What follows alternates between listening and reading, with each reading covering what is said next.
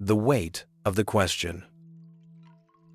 Every generation inherits a quiet question that lives beneath the noise of the day, a question that does not vanish when the screens are dimmed or when the errands are done, a question that follows us from youth into age, one that waits for us at the doorway of sleep.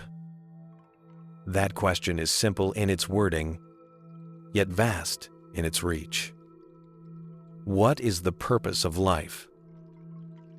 People ask it when joy arrives and feels strangely fragile. They ask it when loss breaks the surface of the day and a familiar room becomes unfamiliar. They ask it when success turns out to be thinner than the image that lured them forward. And they ask it when the heart stumbles into a moment of stillness and recognizes that to be alive is already astonishing.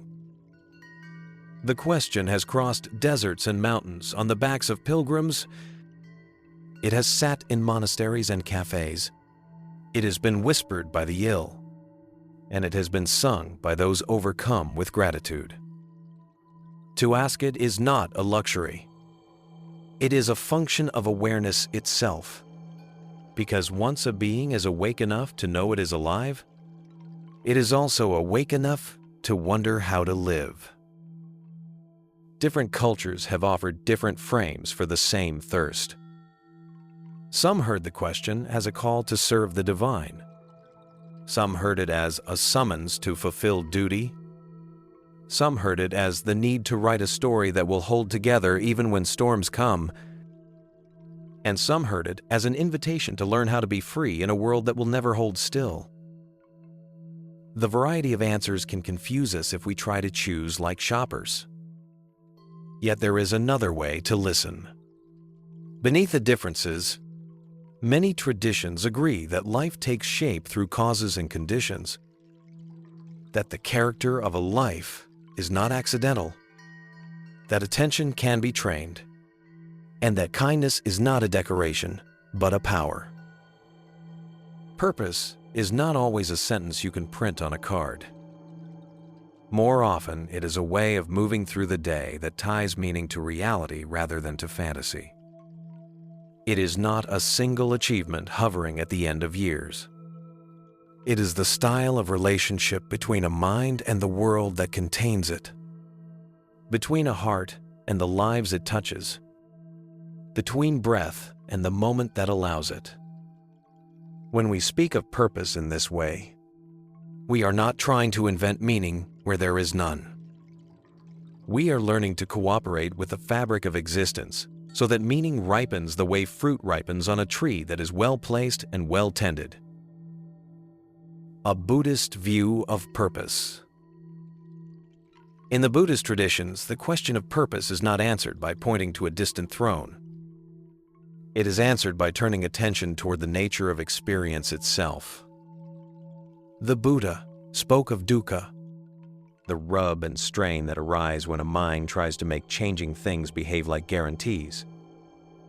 He paired that diagnosis with the recognition of anicca, impermanence, and anatta, the absence of a sealed owner within the stream of processes we call a person. He then taught paticca samuppada, dependent arising, which says that experiences arise when conditions support them and fade when conditions change. From these insights, a different sense of purpose grows. Purpose is not to dominate what cannot be dominated. Purpose is to understand and to act in line with how things actually are, so that suffering is reduced at the root rather than shuffled from room to room. If life is conditional and moving, then purpose must be conditional and moving as well. The teachings do not trap you in one role. They ask whether the mind is learning to plant causes that ripen as freedom. Karma here is not fate. It is the law of ripening. Intention steers the stream of becoming the way a hand on a rudder steers a boat. When generosity, or dana, is practiced, the mind learns openness, And that openness becomes both the fruit enjoyed now and the seed that shapes what follows. When virtue, or sila, is honored, rooms stop catching fire so often, and the mind finds the ease that can focus on deeper work. When collectedness, or samadhi, is cultivated, attention learns how to gather and to rest, and from that steadiness insight, or prajna, can see directly how clinging produces heat. In this frame, purpose is the gradual cooling of needless fire through understanding and training. It is not a performance for applause. It is irrigation for a field that grows kindness without being forced. Compassion, or karuna, and loving kindness, or metta, are not sentimental additions to an otherwise cold truth. They are the natural tones of a mind that is not armored against reality. When we understand that others are also living through changing conditions, also vulnerable to loss and to joy, purpose leans toward participation rather than possession. The Bodhisattva image in Mahayana traditions holds up a life that treats every interaction as a chance to reduce harm and to increase clarity. Not because a scoreboard demands points, but because the world is our shared house, and the fires that burn another room will eventually blacken ours as well. Nirvana, nibbana, is not an escape to an elsewhere. It is the absence of the compulsions that keep planting new heat. A mind that cools in this way can work and love and rest without poisoning the soil it depends on. Purpose in Buddhism is therefore immediately practical. It is the shape of the day when the day is shaped by reality and care. It shows up in how you speak, because speech either builds worlds or erodes them. It shows up in how you earn your living, because livelihood either trains the hand toward honesty or toward harm. It shows up in how you respond when fear rises, because fear either tightens into cruelty or loosens into protection. It shows up in silence, because silence either hides or heals. The words meaning and purpose become less abstract when you can feel their temperature in an ordinary conversation. Paths of purpose in Western thought. Western philosophy did not speak with one voice about purpose. Yet, several threads can be woven into companionship with the Buddhist view. Aristotle spoke of eudaimonia, a flourishing that comes not from luck, but from the cultivation of virtue. A life grows into its purpose by practicing the habits that make excellence ordinary, not rare. This resembles the Buddhist confidence that conduct and attention can be trained, and that the training itself is part of the fruit. Later, the Stoics advised the remembrance of transience and the discipline of aligning will with what can actually be controlled. Their counsel replaces fantasy with fidelity to reality. That fidelity is cousin to the Buddhist refusal to bargain with impermanence. Across the centuries, the call is not to bend the world to pride, but to cooperate with the way things work. The moderns turn the question again. Some argued that the universe offers no instruction, and that the human project is to create meaning through freedom and responsibility. Even there, if you look closely, the insistence on responsibility reveals an intuition that actions have consequences and that the shape of a life is not random. That intuition can be deepened rather than dismissed. If purpose must be chosen, then the choice can honor the truth that beings suffer when clung to, when lied to, when reduced to instruments, and that beings heal when met with care and honesty. Contemplative voices within Western traditions also lean toward recognition rather than conquest. Christian mystics spoke of a surrender that is not defeat but union, a letting be that reveals a goodness already present beneath the anxieties of self-image. This is not far from the Buddhist suggestion that freedom is discovered when the mind stops feeding the fires that burn it. In each stream, the tone is similar. Purpose is learned by loosening what tightens the heart, by protecting what is vulnerable, and by letting truth, rather than image, set the method. Human flourishing and the mind. Psychology has tried to bring the question of purpose down from the clouds and into the laboratory and the clinic. The work does not flatten meaning. It offers tools. Studies of human flourishing suggest that purpose grows when people feel connected to something larger than appetite, whether that something is service, or learning, or beauty, or the protection of life. The research on values suggests that when actions line up with what a person truly cares about, stress reduces and resilience increases.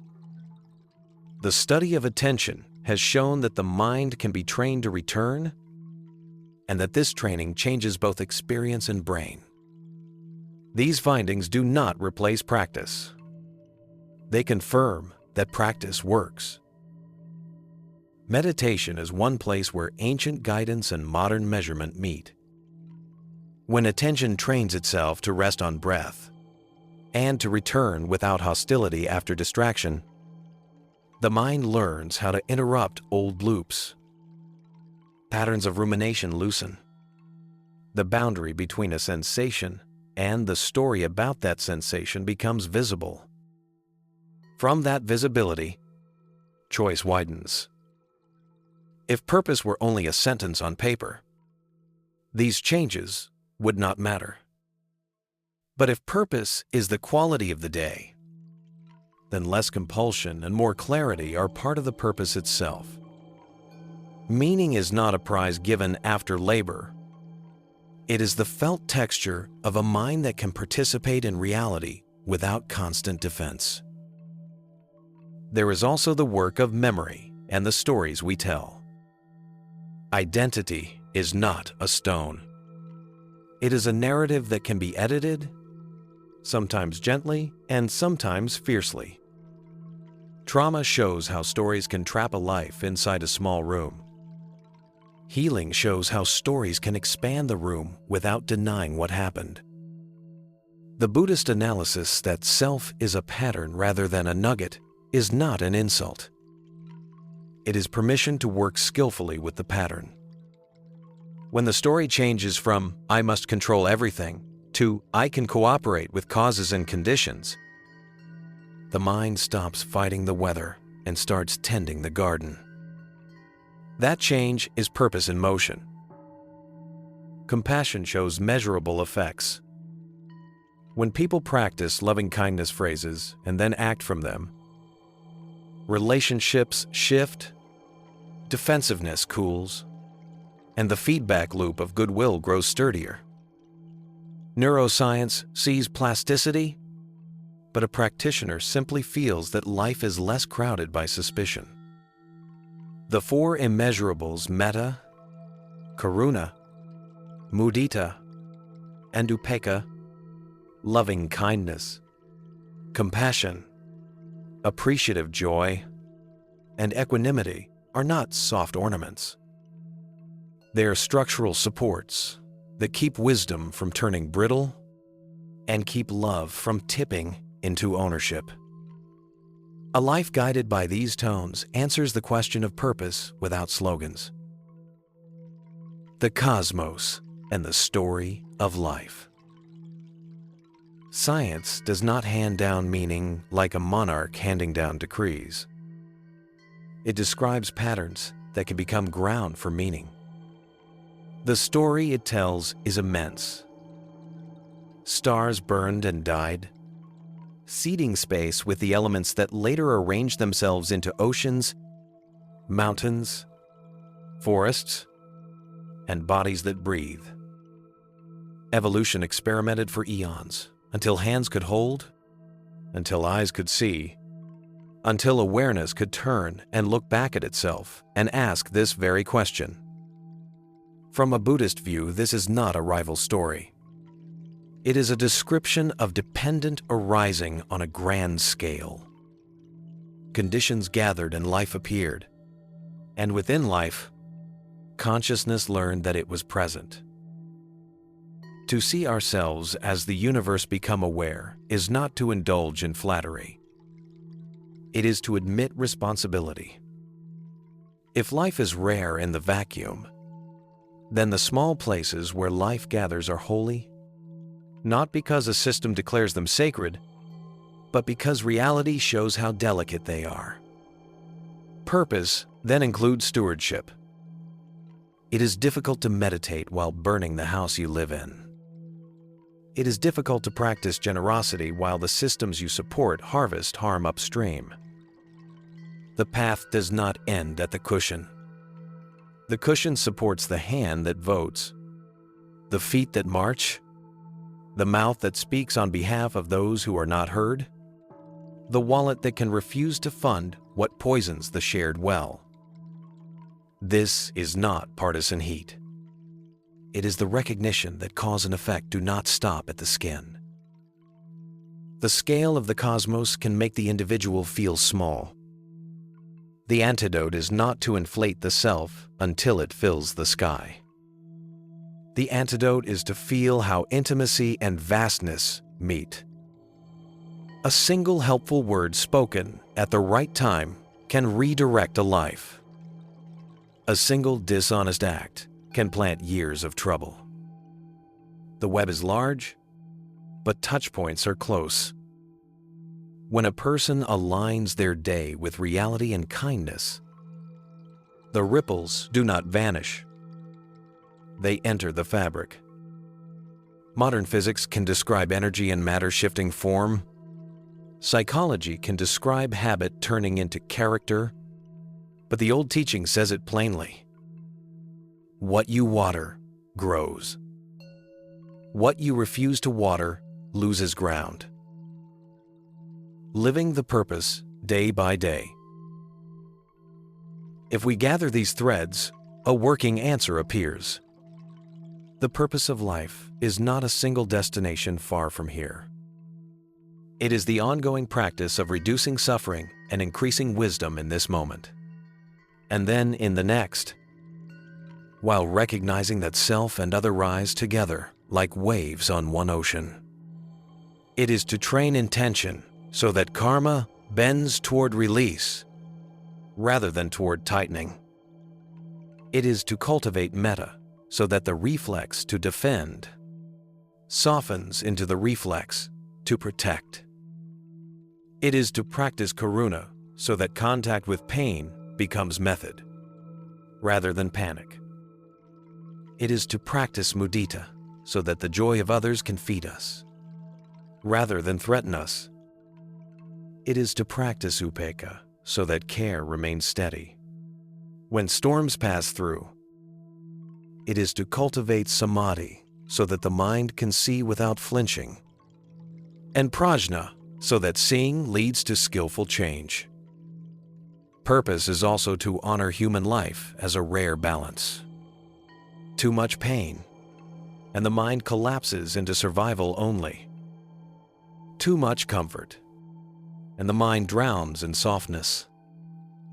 A balanced life gives practice a field to grow. So you care for the body as a servant of practice. You care for friendship as a mirror and refuge. You care for livelihood so that the work you do does not rot your sleep. You care for learning so that humility remains fresh. You care for rest so that insight is not running on fumes. These are not side projects. They are the furniture of a life that can carry wisdom without breaking. Speech becomes a central site of purpose because speech builds or burns worlds. The guidance is simple and difficult. Say what is true. Aim it at help. Choose the right time. Speak in a way that can be heard. Refuse to hide a needed truth behind politeness. Refuse to weaponize truth for victory. If people breathe easier and understand more after you talk, you are near right speech. If they feel smaller and more afraid, even when you are correct, something in the method needs attention. This is not about pleasing everyone. It is about refusing to add heat where light would do. A life with purpose does not avoid grief. It learns how to carry grief without dropping the tools of goodness. When loss arrives, practice keeps the mind from adding a second arrow to the first. When joy arrives, practice keeps the hand from crushing the fruit by gripping too hard. Purpose is not the erasure of weather. It is learning how to walk in weather without blaming the sky for rain or the sun for heat. The old image of a stringed instrument returns. Too tight, and it snaps. Too loose, and it falls silent. Tune until the song appears. Some ask whether purpose requires belief in rebirth. The teachings honor practice over speculation. If you live as though causes ripen, and as though your actions matter, you will suffer less, and others will suffer less. Whether or not you have settled the architecture of the cosmos, yet the intuition that life continues in patterns, and that intention sets those patterns in motion, can increase responsibility and reduce despair. It is difficult to be hopeless when you are busy planting causes that you can respect. Modern research supports several of these moves. Attention can be trained, and training changes both experience and brain. Gratitude practices adjust mood and behavior. Compassion practices increase prosocial action. Reflection on mortality clarifies values. None of this replaces the ancient path. It simply shows that reality cooperates when you cooperate with reality. Purpose is not a myth imposed on silence. It is a collaboration with the way things already work. Finally, purpose is humble. It does not require a stage. It does not fear ordinary clothes. It appears in how you listen, how you pause before you answer, how you choose the slightly harder right over the slightly easier wrong. It appears in how you repair after you miss. It appears in the way you take delight in the good of others without needing to take it from them. It appears in how you say yes and in how you say no. It appears in what you stop doing because it keeps producing harm, and in what you keep doing because it keeps planting causes for freedom. If someone asks again, what is the purpose of life? You can say this much with confidence. Live in line with how things actually are. Let wisdom and kindness shape every room you enter. Train attention until seeing is honest. Train the heart until care is steady. Cooperate with dependent arising, so that good conditions gather where you stand. Cool the fires you can cool. Protect the vulnerable near you. Share what is sweet without turning it into a badge. Learn quickly from your misses and brag slowly about your hits. If the day ends with fewer burns than it began with, and with more clarity than you carried yesterday, then purpose is not only defined, it is happening. A person who lives this way does not need a grand sentence to justify their time on earth. Their speech justifies it. Their work justifies it. Their rest justifies it. Their presence makes rooms less afraid. Their absence is felt not because they were a spectacle, but because they were a shelter. In a world of changing weather, that is enough. In a universe that learned to ask questions through the mouths of human beings, that is a faithful answer